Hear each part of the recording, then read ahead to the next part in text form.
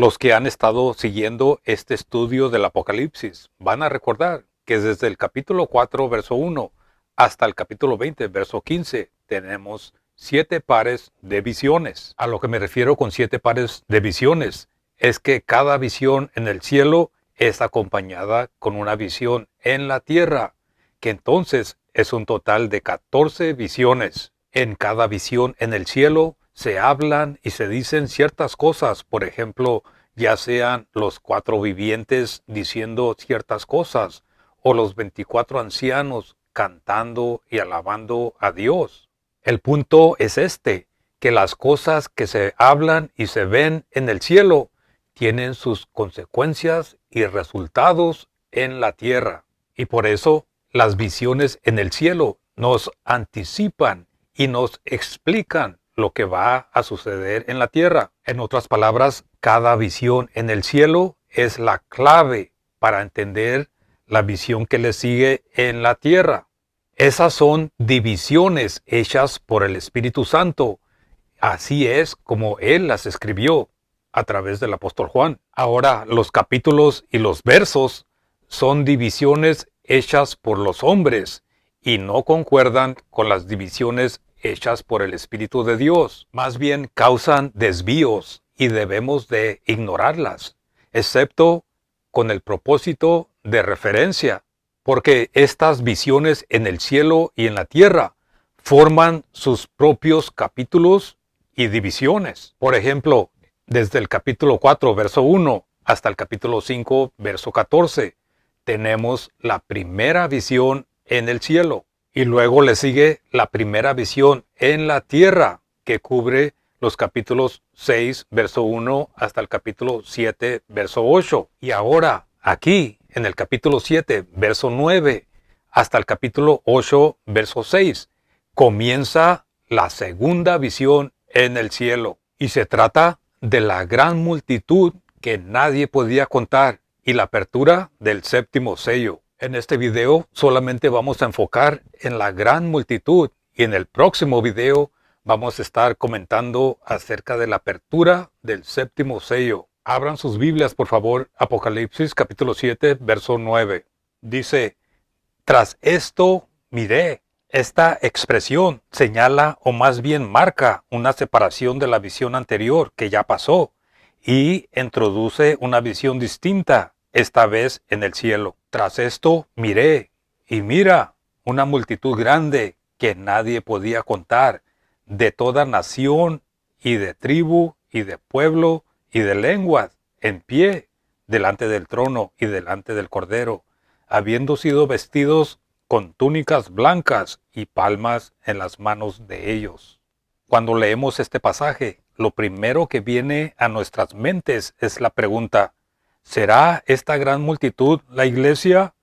Y otros preguntan, ¿serán estos los gentiles? La mayoría comenta que esta gran multitud son gentiles que serán salvos. Pero para contestar estas preguntas y antes de estar de acuerdo con la opinión de la mayoría, debemos examinar con detalles las escrituras primeramente. Pero a la misma vez, no hay ninguna necesidad de mostrar escrituras que muestran que los gentiles serán bendecidos a través de Israel, porque eso está muy claro en las escrituras.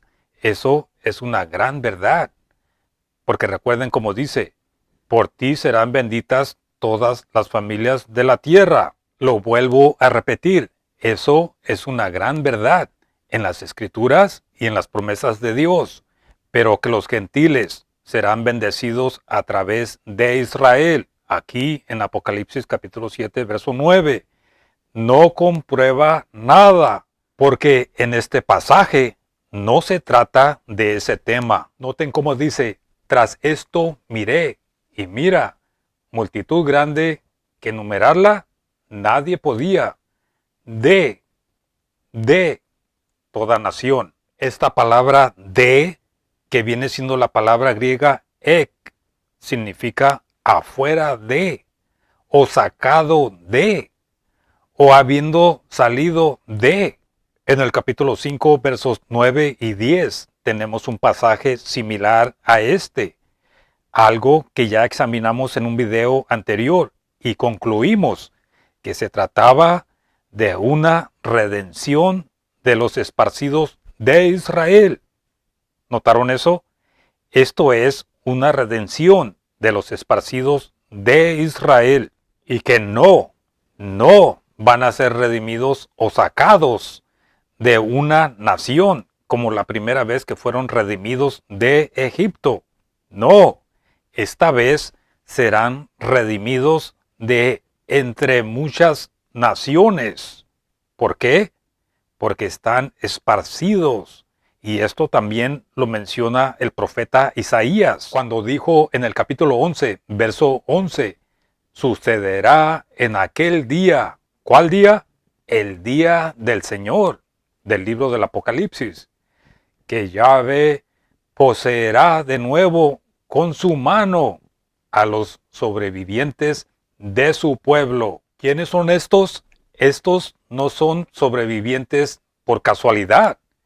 No, más bien estos son el remanente de su pueblo. ¿Cuál pueblo? Israel. Estos sobrevivientes de su pueblo son la gran multitud que nadie podía contar, que hayan quedado de Asiria, de Egipto, de Patros, de Cus, de Elam, de Sinar, de Hamat y de las islas del mar. Como ven, esta vez van a ser redimidos de las naciones, no solamente de una nación. Porque miren lo que dice aquí mismo, el verso 12.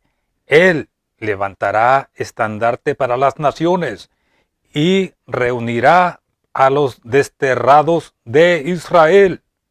Él reunirá a los esparcidos de Israel y juntará a los dispersos de Judá desde los 4 extremos de la tierra. ¿Notaron eso? Es la misma declaración que tenemos en Apocalipsis capítulo 7, verso 9. Ahora noten aquí mismo el verso 16. Entonces habrá un camino para los sobrevivientes de su pueblo. Otra vez, ¿quiénes son los sobrevivientes? Es el remanente de su pueblo que quedaron en Asiria, como lo hubo para Israel en el día que subió de la tierra de Egipto. Ahora recuerdan lo que dice en Apocalipsis capítulo 5, versos 9 y 10. Dice, y cantaban un nuevo cántico diciendo, digno eres de tomar el libro y de abrir sus sellos, porque tú fuiste inmolado y nos has redimido para Dios con tu sangre de todo linaje y lengua y pueblo y nación, y los has hecho para nuestro Dios reyes y sacerdotes, y reinarán sobre la tierra. Ahora, que serán un reino de sacerdotes, eso también nos está indicando que se trata de Israel. Ahora escuchen esto también. Esta gran multitud que nadie podía contar de Apocalipsis capítulo 7 verso 9, también son israelitas que fueron o que serán juntados, reunidos, serán sacados de toda nación y ellos también están dotados, están vestidos con dignidad sacerdotal. Porque noten lo que dice de ellos en el verso 15, hablando de la gran multitud, dice, por eso están delante del trono de Dios y les sirven día y noche en su templo. ¿Notaron eso? Les sirven día y noche en su templo. Y el que está sentado en el trono tenderá su pabellón o su tabernáculo o su tienda sobre ellos. Ahora noten esto. Los de esta gran multitud fueron vestidos con túnicas blancas y el único lugar que se menciona las túnicas blancas aparte de este pasaje es en el capítulo 6, verso 11, bajo la apertura del quinto sello. Cuando los mártires clamaban, ¿qué sucedió? Veamos lo que dice. Bajo del quinto sello, cuando los mártires clamaban, se les fue dado a cada uno de ellos túnicas blancas y se les fue dicho que reposaran un poco de tiempo hasta que se cumplieran sus hermanos y sus consiervos, que también habían de ser muertos como ellos. Ahora escuchen esto, cuando vemos la gran multitud del capítulo 7, verso 9, vestidos de túnicas blancas, estamos viendo el cumplimiento de la promesa que se les hizo bajo el quinto sello del capítulo 6, verso 11. Y luego dice, y palmas en las manos de ellos. Esta gran multitud, vestidos de túnicas blancas, tenían palmas en sus manos. Veamos qué representan estas palmas. En Hatorá, en el libro de Levíticos, capítulo 23, versos 39 al 43.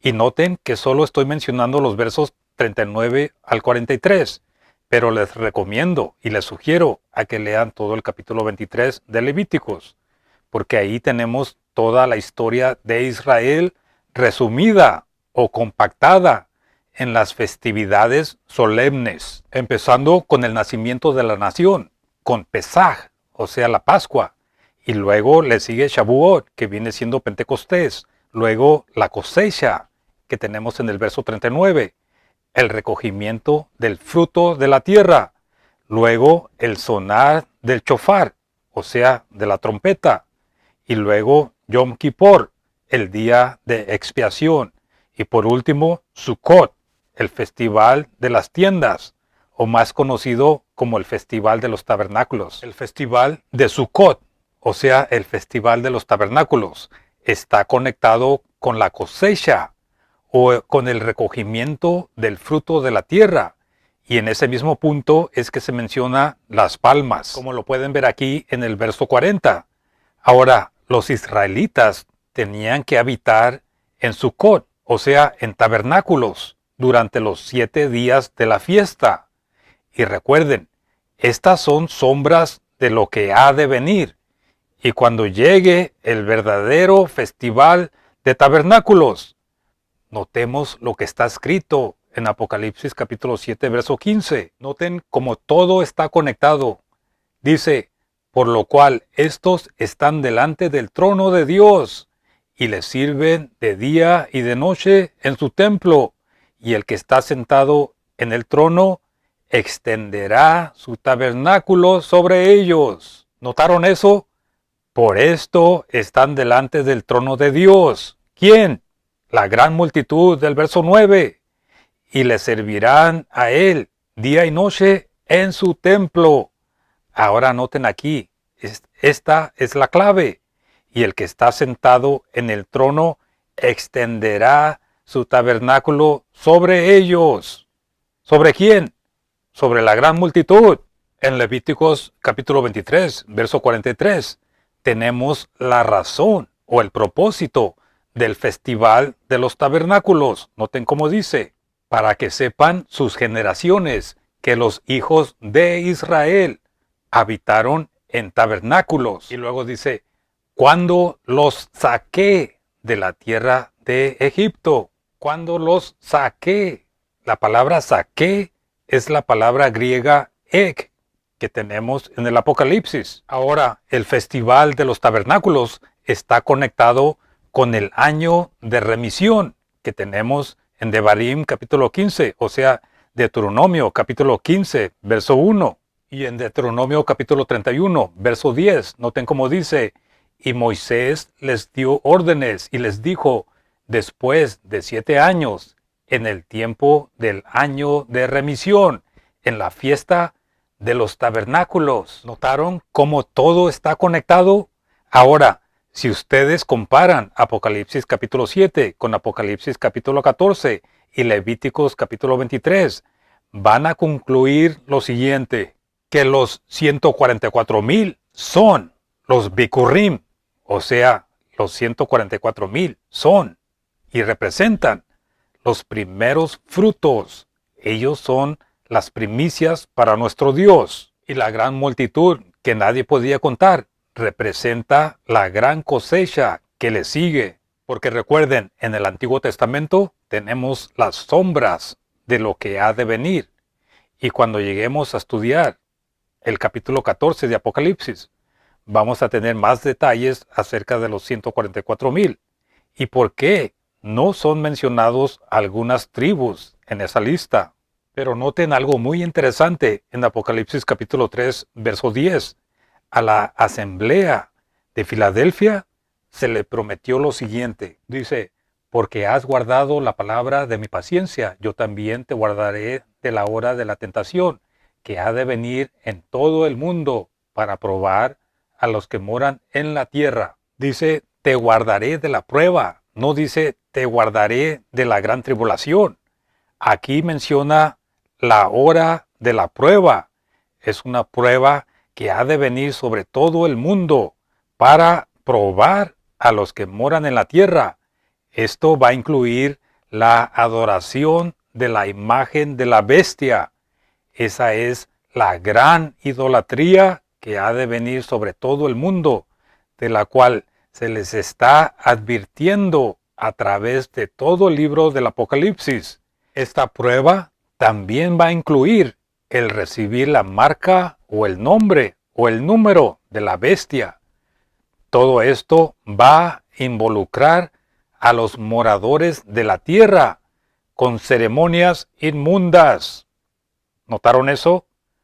Con ceremonias inmundas. Esto será una contaminación global, pero los vencedores serán guardados. Los vencedores serán guardados de todo esto. Sí, los vencedores serán guardados de esa contaminación global, esa contaminación de idolatría global.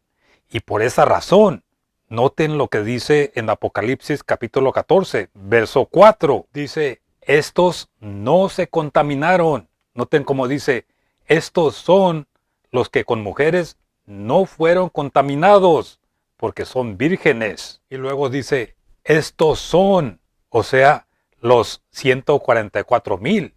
Estos son los que siguen al Cordero, donde quiera que vaya. Estos fueron redimidos de los hombres y son las primicias para Dios y para el Cordero. ¿Notaron eso? Ellos, los 144,000, son los Bekurim, las primicias para Dios. Esto es la realidad de las sombras que tenemos en Levíticos capítulo 23. Después de los primeros frutos, sigue una gloriosa, una gran cosecha, una gran multitud.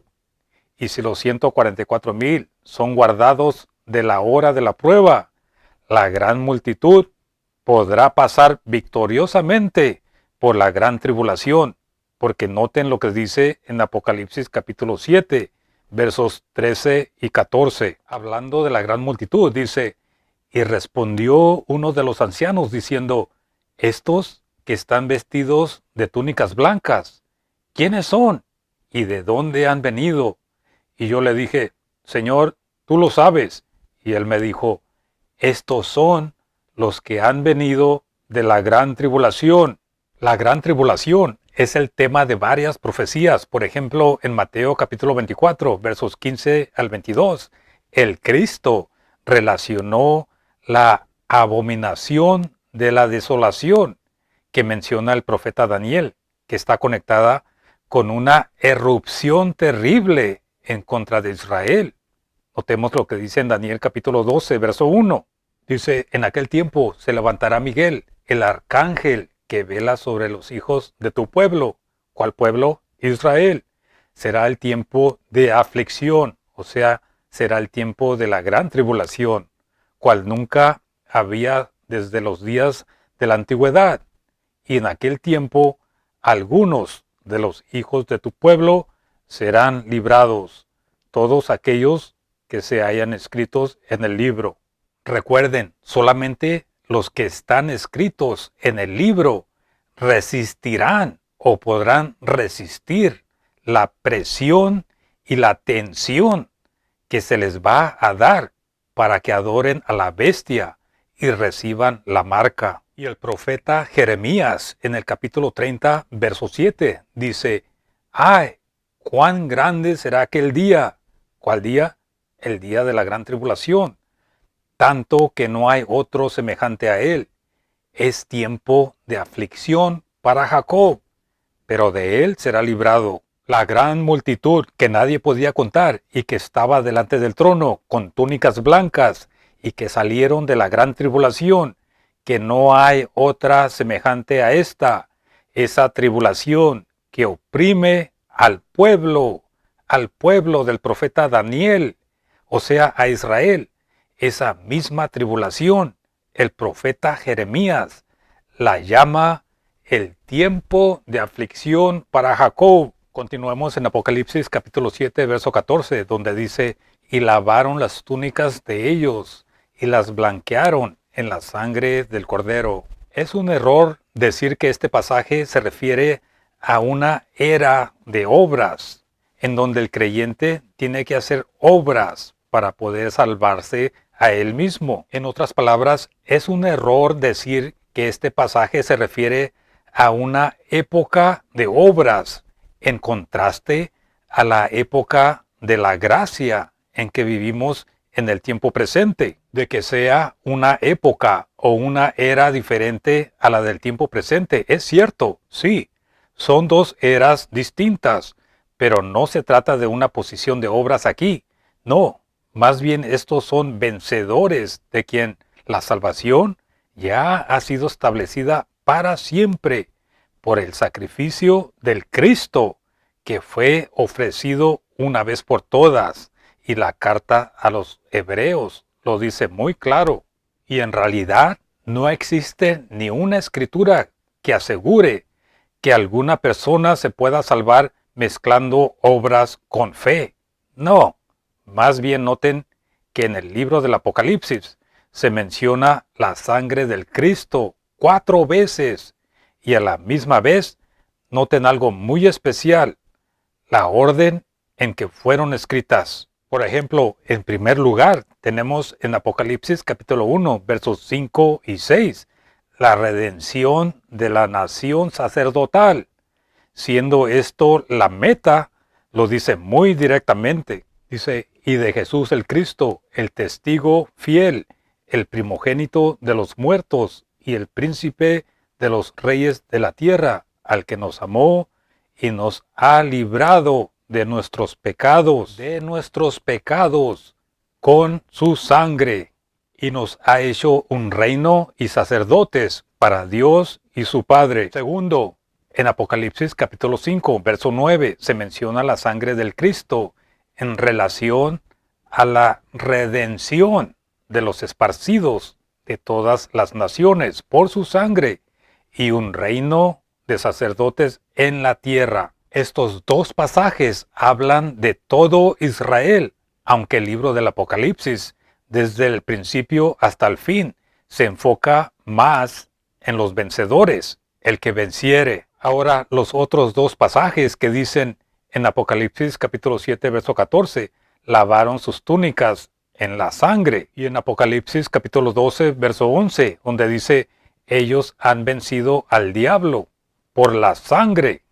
Estos dos últimos pasajes no se refiere a todo Israel, sino más bien a algún número de israelitas fieles que vencieron. Entonces, estos dos últimos pasajes no se refiere a la redención de sus pecados, sino más bien a las cosas que deben hacer. Por ejemplo, en Filipenses capítulo 2, verso 12, nos dice lo siguiente. Noten cómo dice, por tanto, amados míos, de la manera que han obedecido siempre, no solamente cuando estuve cerca, sino también ahora que estoy lejos de ustedes, prosigan con la obra de su salvación, con mayor intensidad, con temor y temblor. ¿Notaron eso? Prosigan con la obra de su salvación, con mayor intensidad, con temor y temblor. En ese sentido, es que se deben entender los últimos dos pasajes que les mostré en Apocalipsis. Lavar las túnicas es una frase simbólica y que va junta con ser un vencedor. Esto es algo literal. En Apocalipsis capítulo 3, versos 4 y 5, tenemos otro ejemplo a lo que se refiere. Veamos lo que dice. Dice, pero tienes unos pocos nombres en Sardis, que no han contaminado las vestiduras de ellos, y que caminarán conmigo en túnicas blancas, porque son dignos. Luego dice, el que venciere será vestido de vestiduras blancas, y no absoluto borraré el nombre de él del libro de la vida, y confesaré el nombre de él delante de mi Padre y delante de los ángeles de Él. En el libro del Apocalipsis se habla de algunos que son dignos y otros se dice que se han preparado, pero nada de esto se trata de una mezcla de obras con fe para su salvación personal. No, esto se trata de vencer y ser vencedores. Y los vencedores que son preservados de la gran tribulación, se dice de ellos en una manera figurativa que han lavado sus túnicas en la sangre del Cordero. Y por esa razón, por la sangre de Él, es que son vencedores y reciben el premio de victoria. Otra cosa muy importante que debemos de entender de este libro es que Dios trata con la nación de redimidos en diferentes grupos. Por ejemplo, la mayoría o el grupo más grande están destinados a reinar en la tierra. Otros, por razón de su fidelidad, serán recompensados con un ministerio celestial y otros serán parte de un grupo que se llama la esposa, que está relacionada principalmente con la Nueva Jerusalén. Continuando en Apocalipsis capítulo 7, los versos 16 y 17 nos indican las cosas que soportaron o que aguantaron los que salieron de la gran tribulación. Noten cómo dice: no tendrán más hambre ni sed, y el sol no caerá más sobre ellos, ni ningún calor. ¿Por qué? Porque la bestia tendrá todo el control de todo. Pero miren lo que dice el verso 17. Porque el Cordero que está en medio del trono los pastoreará y los guiará a fuentes vivas de agua, y Dios limpiará toda lágrima de los ojos de ellos. Y en los versos 14 y 15 nos damos cuenta de la paz y el descanso que le espera a los esparcidos de Israel. Continuaremos en el siguiente video. Gracias por escuchar. Dios los bendiga.